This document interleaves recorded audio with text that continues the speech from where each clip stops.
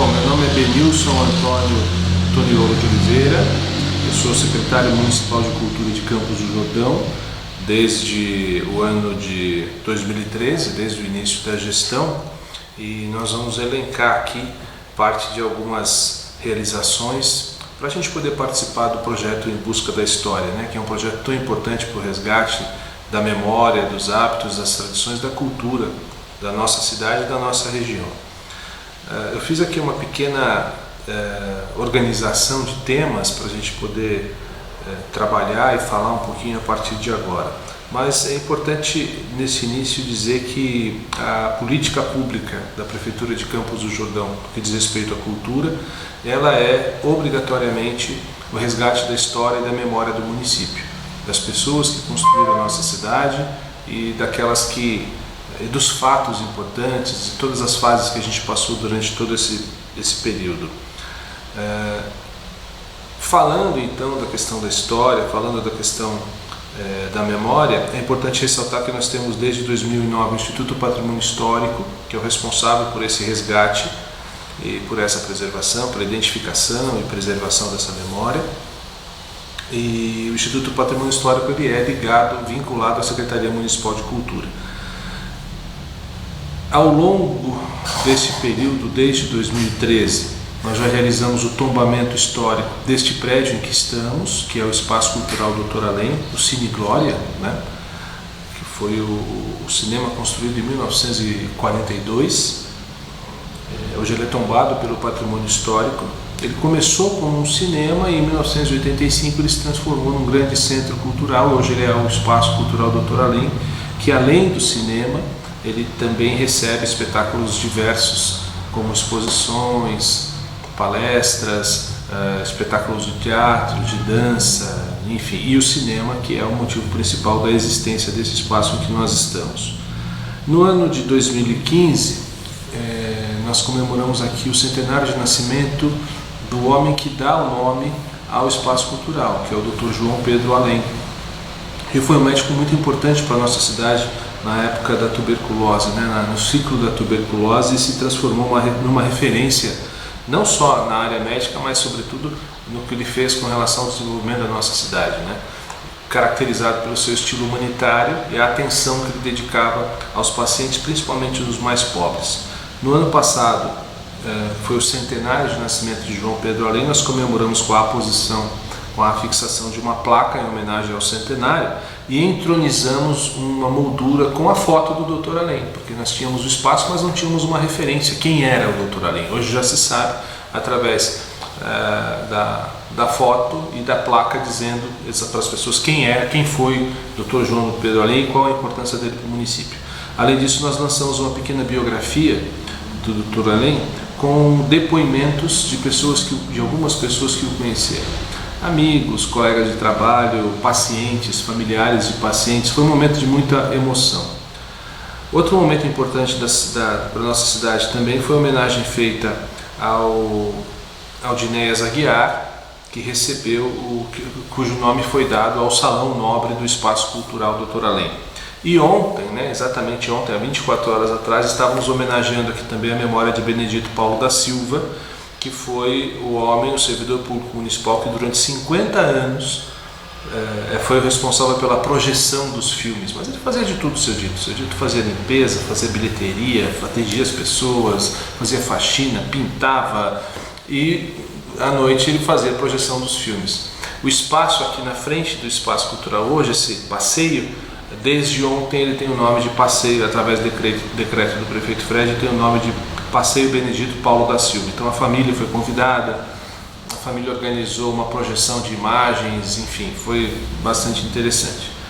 No ano passado nós iniciamos um trabalho de identificação dos logradouros públicos. Esses logradouros públicos hoje eles têm uma placa anunciando... Posso ligar depois? Agora não tenho como parar não. Pode ser? Fala que eu tô já eu ligo lá. Quem era? Quem é a pessoa? Ana Cláudia?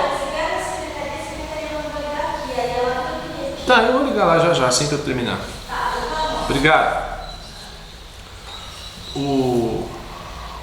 Então, desde o ano passado a gente iniciou um trabalho de identificação dos locadores públicos. Nós começamos a dar relevância a essas pessoas que construíram a história da cidade e alguns fatos históricos importantes para o município que ao longo dos anos foram sendo esquecidos, ou pior que isso, foram relegados à mais absoluta indiferença.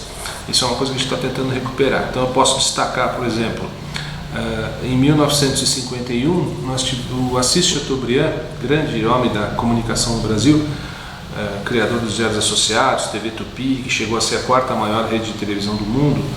Assis Chateaubriand iniciou aqui um projeto, ele era um visionário, chamado Sombreamento das Rodovias Brasileiras. E junto com o Macedo Soares e com o Vitor Godinho, eles plantaram 2 pinheiros, né? Então isso foi em 1951. Então hoje esses 2 pinheiros estão identificados com uma placa, contando toda essa história que eu acabei de relatar. Além disso, nós identificamos o local onde recebeu a casa de José Bento Monteiro Lobato, grande escritor brasileiro, um ícone da cultura do Vale do Paraíba, não só da cultura, né, mas do empreendedorismo, da cidadania do Vale do Paraíba. Monteiro Lobato morou em Campos do Jordão, ele amava Campos do Jordão. Lamentavelmente, 2 filhos dele, Guilherme e Edgar, ficaram internados aqui para tratamento da tuberculose.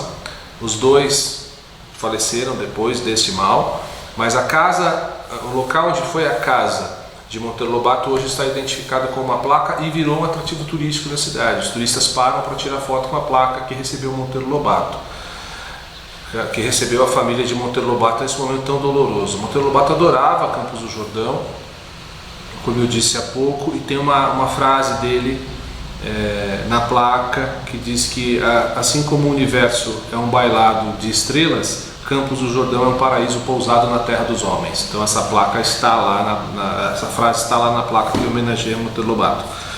Além disso, nós identificamos também uma praça escondidinha, pequenininha, mais um local de conversão de veículos do que uma praça, dá bem dizer, mas aquela praça tem um nome muito importante para a nossa cidade, que é o Plínio Freire de Saccampelo. Plínio foi durante muitos anos um comunicador, um publicitário, um radialista, um homem de absoluta iniciativa em e um grande responsável pelo desenvolvimento cultural da nossa cidade e turístico. Ele foi o criador do primeiro evento literário em Campos do Jordão, que foi realizado em 1961, chamava-se 7 noites, 7 dias de romance e poesia. Na época ele trouxe Diná Silveira de Queiroz, que é autora do livro Floradas na Serra, que depois virou filme, um longa, com Jardel Filho, até hoje muito famoso, muito conhecido.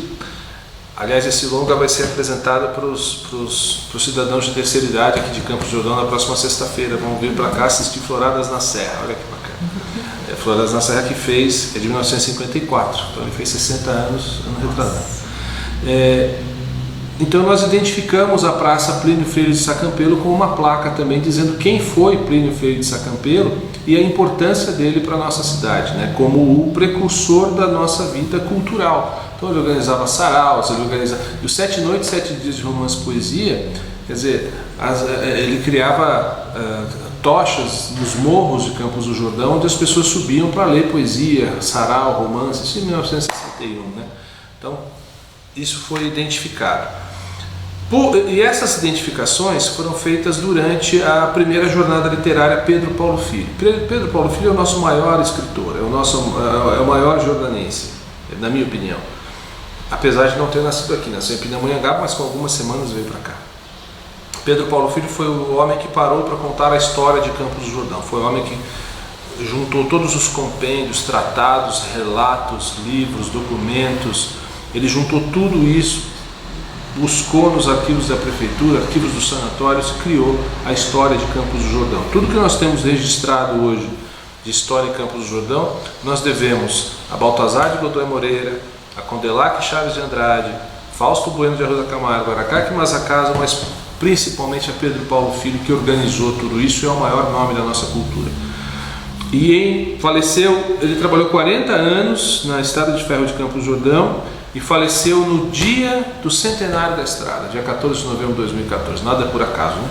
E nós organizamos para homenagear, no primeiro ano do seu passamento, nós homenageamos com a primeira jornada literária de Campos do Jordão, que foi realizada no ano passado, de 22 de novembro a 12 de dezembro, e que reuniu cerca de 36 autores brasileiros lançando seus livros, além de espetáculos de teatro, mostra de cinema, espetáculos de dança, circo, shows, enfim, foi uma grande festa da cultura que nós tivemos no ano passado.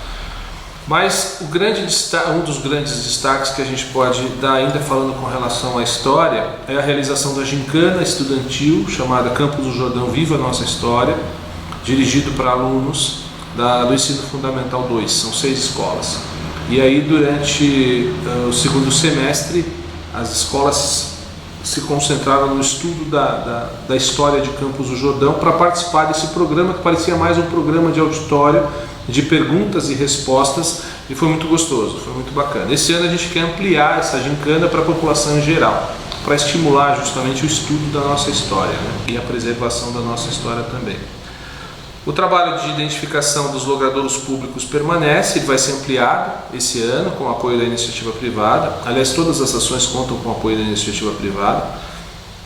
Nós pretendemos esse ano identificar pelo menos mais 20 logradouros públicos contando a história dessas pessoas. Esse ano a gente comemora o centenário de nascimento de uma pessoa muito, muito importante para a nossa cidade, que é Joaquim Correia Sintra, que foi o maior homem público que essa cidade já teve. Dono de jornal, vereador por 5 mandatos, era gravurista, fazia estilogravura, articulista, um orador de primeira ordem. Ele é mineiro, nasceu em 1916, esse ano é o centenário dele. Aliás, esse ano é o centenário de Ulisses Guimarães e Franco Montoro, pessoas que frequentaram muito a cidade de Campos do Jordão, que a gente vai fazer alguma referência a eles também. E faltou falar sobre as homenagens do ano passado de Amadeu Carletti Júnior, também outro homem público, também vereador, que também veio para Campos do Jordão para tratar a saúde e acabou aqui ficando e retribuindo à cidade o que ela lhe devolveu, que foi a vida, né, a saúde. Isso é uma coisa muito comum, as pessoas vinham para cá para se tratar, se recuperavam e diziam, não, agora eu vou ficar para retribuir para a cidade aquilo que ela me deu, que é a vida. E isso é uma história muito bonita, né? Bom, o grande destaque do ano passado, em meio a toda esse rol de atividades, eu acho que é o cinema.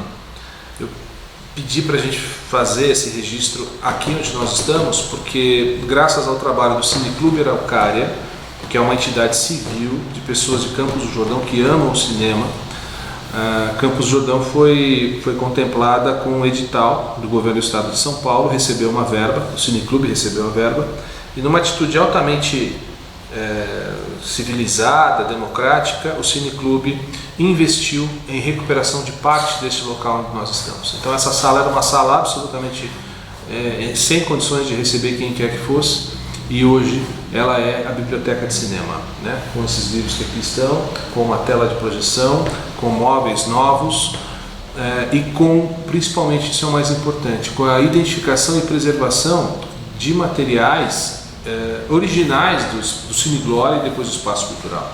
Então nós temos aqui na sala ao lado, nós temos a Bomboniere, que era usada em 1943, nós temos a máquina registradora, que era usada para registrar o cupom de venda das entradas. Enfim, nós temos os filmes originais, nós temos registros, temos bordereaux, temos livros de presença, temos fotos. Então isso hoje está tombado, esse complexo que estamos chama-se Complexo Cultural Edmundo Ferreira da Rocha, que é o nosso maior historiador iconográfico.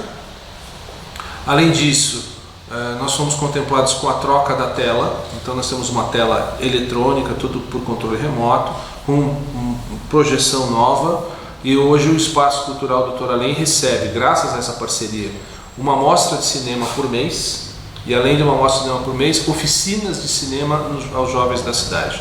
Então no ano passado nós tivemos a primeira mostra de curtas-metragens realizadas por jovens de Campos do Jordão, e retratando a cidade, as tragédias que nós tivemos no passado de deslizamento, de inundação, de locais misteriosos. Então foi muito emocionante ver a produção cinematográfica de jovens que até então não tinham nenhum contato com o cinema. O cinema hoje em Campos do Jordão é uma realidade. Como eu te disse, foram 11 mostras de cinema ao longo de todo o ano passado. Esse ano estão previstas 20 mostras de cinema e a participação dos jordanenses tem sido fantástica. Agora, a gente quando a gente fala cinema, a gente projeta um cinema muito mais profundo do que simplesmente sentar e assistir um filme. A gente procura debater a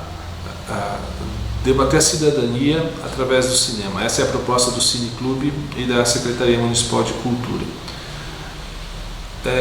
Criamos ano passado também o Fórum de Debates Joaquim Correia Sintra, que se propôs a discutir temas relacionados à cultura local. O primeiro tema de discussão foi o Festival de Inverno, né, que está se aproximando da 50ª edição. Então nos reunimos exatamente aqui e passamos muitas horas discutindo o Festival de Inverno, a importância dele para a cidade, quais são as necessidades que a cidade tem hoje relacionadas ao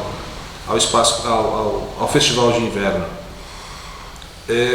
Falando um pouquinho agora de outras modalidades artísticas, a gente pode destacar, por exemplo, as artes visuais. Nós temos 10 exposições por ano de artes visuais, só de artistas de Campos do Jordão e alguns convidados, que geralmente vêm de Taubaté, São Bento do Sapucaí.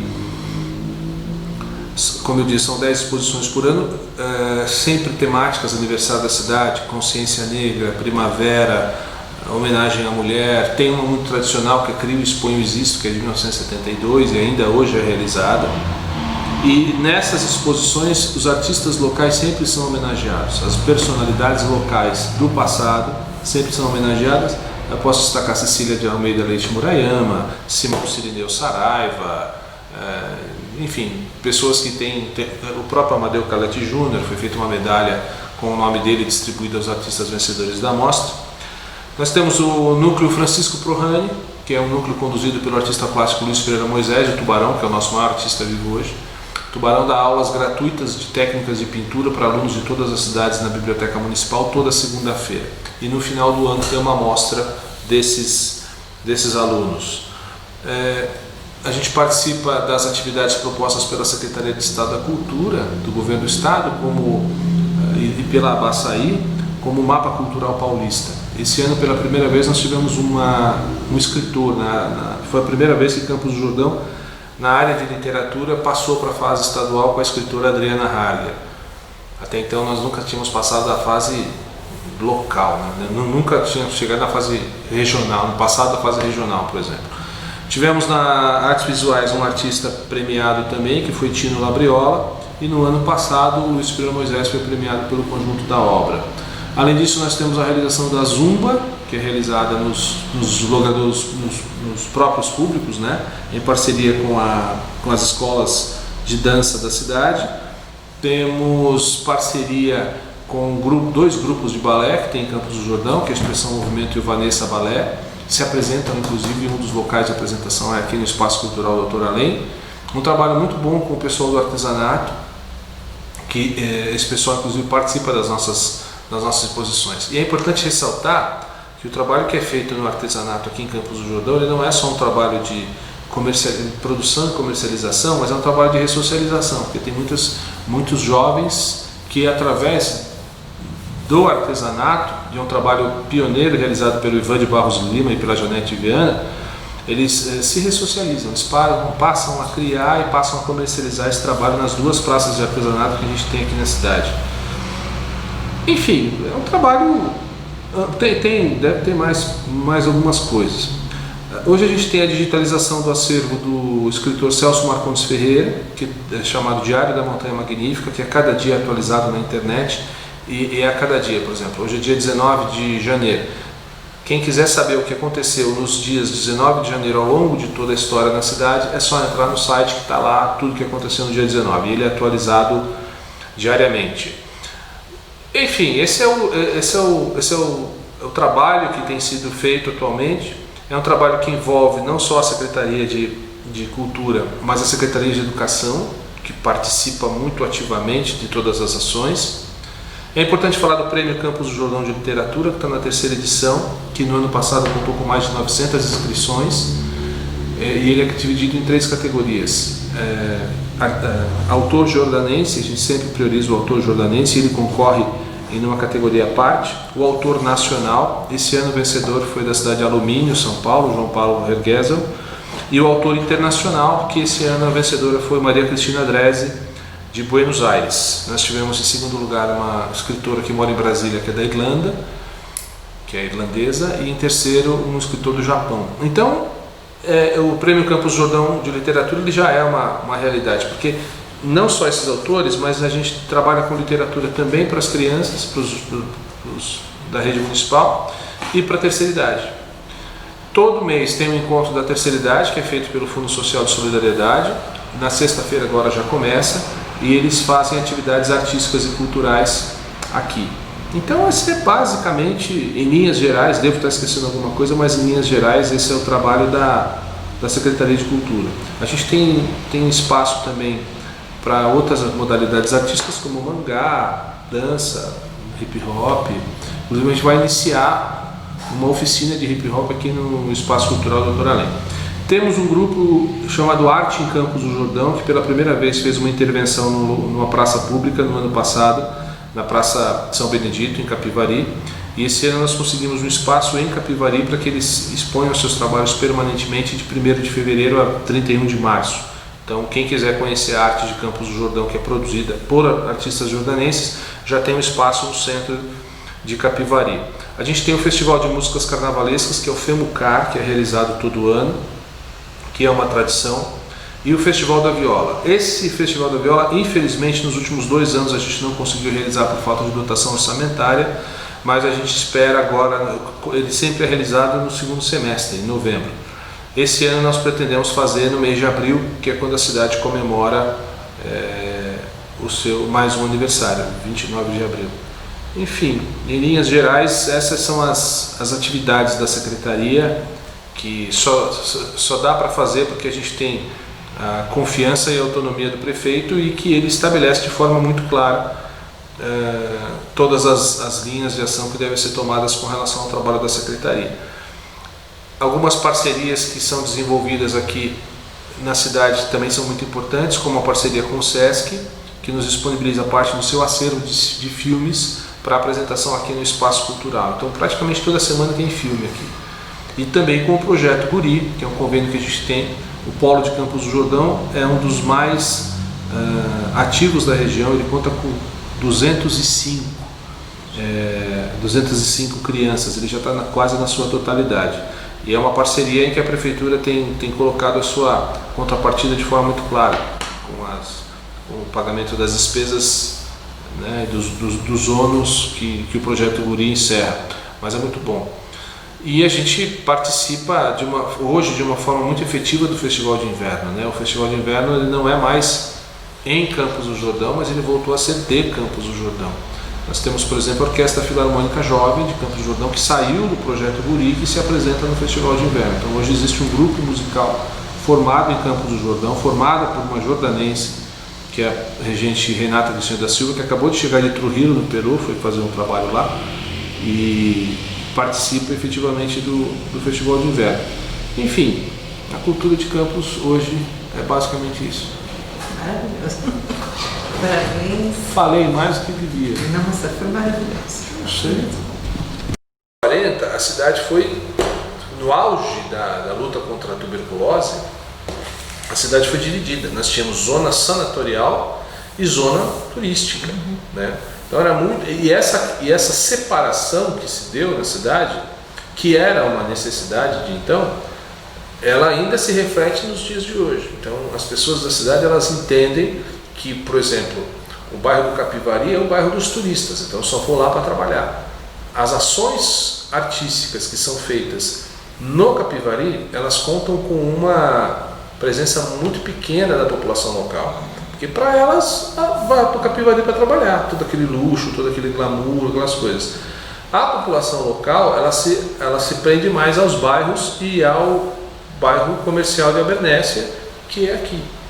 Então essa é muito difícil ainda, e isso é um trabalho que vai levar ainda algumas décadas, você conseguir acabar com essa separação. Que, como eu te falo, ela não é de hábito. Ela foi instituída na década de 40 como uma forma de separar as duas cidades. Eu me lembro, por exemplo, de um documento que eu li recentemente, o projeto de lei que criava a biblioteca municipal, ele previa que a pessoa, para frequentar a biblioteca, tinha que mostrar atestado de saúde, senão ela não conseguia, você tem que levar cópia do atestado de saúde. Nos hotéis, Grande Hotel, por exemplo, na época, para se hospedar você tinha que trazer o atestado de saúde para dizer que você não tinha tuberculose, senão você não entrava. Sem falar no problema do preconceito. Quando os atletas de Campos do Jordão viajam, isso Pedro Paulo Filho conta na sua obra, quando os atletas viajavam de Campos do Jordão para participar de jogos esportivos, eles ficavam no local isolado, almoçar, faziam as refeições antes ou depois do restante da delegação, e assim, ia todo mundo almoçar em determinado horário. O jordanense iria ou antes ou depois, ele não misturava. Se ficavam todos num alojamento, os jordanenses ficavam num local à parte. Isso Pedro Paulo Filho conta na sua obra. E conta com muito sarcasmo até, porque ele conta situações em que os jordanenses armavam pegadinha para os outros, né? Chegar na hora do refeitório e começar a tossir, aí sai todo mundo correndo. Então é interessante. Mas essa divisão que foi feita nos anos 40 ainda existe, sim. É interessante. Agora, é muito importante ressaltar a luta dos médicos, né? A gente tem aí o patrono da saúde no estado de São Paulo, que é Emílio Ribas. Capivari, por exemplo, tinha nome de Vila Emílio Ribas, em homenagem a ele. Emílio Ribas, engraçado, a ideia, a iniciativa de criar a Estrada de Ferro de Campos do Jordão partiu de dois médicos sanitaristas, foi Emílio Ribas e Vitor Godinho. Emílio Ribas era um portento, né? Porque Emílio Ribas ele descobriu como é que era o contágio da febre amarela, lutou contra a hanseníase, criou o Instituto Butantan, né? E hoje em dia você chega, por exemplo, na estação da Estrada de Ferro Emílio Ribas aqui em Campos do Jordão, tem um quadro, um desenho dele, e passa, isso não pode passar com essa indiferença. Precisa de uma homenagem maior, uma coisa muito mais forte. Emílio Ribas foi. Imagina o cara que se deixa picar por um mosquito infectado para provar que o contágio se dá através do mosquito. Sebastião Oliveira Damas, empreiteiro português, que veio para Campos do Jordão contratado para a Estrada de Ferro. Tem uma hora que acaba o dinheiro da Estrada de Ferro. Ele vai a Portugal, vende as coisas dele, as propriedades dele, vem para Campos, pega o dinheiro e bota na estrada para acabar de construir. Isso só pode ser uma cidade atípica, uma cidade singular. A história de Campos tem muito a ensinar para o Brasil e mostra que nós já fomos muito melhores, né? Por exemplo, a gente vai abrir agora, essa semana, uma grande alegria. Nós tínhamos aqui em Campos o Museu da Tuberculose. O nome horrível, né? Você iria num lugar chamado Museu da Tuberculose, você vai estar viajando, você ia, eu vou entrar aqui para ver o tuberculose. Eu não ia. Mas enfim, esse Museu da Tuberculose funcionou durante alguns anos, ali na região do Capivari, e o acervo foi se perdendo, né? E nós conseguimos recuperar parte desse acervo. Uma coisa muito produtiva, muito boa que a gente tem, que faltou falar também, foi a equipe da Secretaria. Realmente são pessoas, é uma equipe pequena, mas altamente comprometida. A gente fazer uma semana literária como a gente fez, até eu me arrependi, porque era muita coisa e a gente ficou 4, 5 pessoas para fazer tudo, mas deu certo. E parte desse acervo que foi extraviado, nós conseguimos recuperar e identificar. Então essa semana a gente reabre, não como o Museu da Tuberculose, vamos ser mais, um pouco mais de eufemismo, vai se chamar o Memorial da Cura. E esse Memorial da Cura vai funcionar no hospital que o prefeito reabre essa semana, que é o S3. Então nos dias de hoje, se você conseguir reabrir um hospital, o prefeito vai reabrir esse hospital. Acho que agora a inauguração é por esses dias. E a Secretaria de Cultura vai ficar responsável pelo Memorial da Cura, onde a gente vai. Então ali tem material para fazer pneumotórax, ficha de paciente, todos os equipamentos que eram utilizados, e as pessoas poderão visitar para saber como é que se fazia. A gente está querendo produzir um vídeo para ver se dá para mostrar como era a vida de Campos do Jordão naquela época, né? E contar também com a colaboração do historiador Edmundo Ferreira da Rocha para disponibilizar as imagens antigas, as fotos antigas de Campos nesse local. E lá a gente vai ter uma biblioteca também. Nós encontramos alguns livros jogados, vamos tentar recuperar, catalogar, organizar tudo e disponibilizar esse material para as pessoas lá. Eu acho que aí a gente tem fechado algumas lacunas ao longo do tempo, e essa é uma que a gente pretende trazer de volta para a população, porque a tuberculose faz parte da nossa história, né? Campos ela é o que é hoje em razão desses ciclos que ela passou. Ano retrasado foi o centenário da Estrada de Ferro, foi uma coisa linda. E olha, tá vendo? Já estou lembrando de o centenário da tuberculose, foi enterrada uma cápsula do tempo com os depoimentos das pessoas, né? Jornais do dia, cartão postal, enfim, cédula, né? Dinheiro. Depois a gente teve, aí nós encontramos, fomos fazer a reforma do restauro da peça da Felícia Lerner, o centenário, né? No local onde a cidade nasceu, e foi encontrada uma cápsula do tempo enterrada em 1874, e aí nós descobrimos algumas coisas que até então ninguém sabia, que Dom Paulo Evaristo Soares rezou uma missa campal aqui. Então, quer dizer, eu acho que a gente está dando sorte.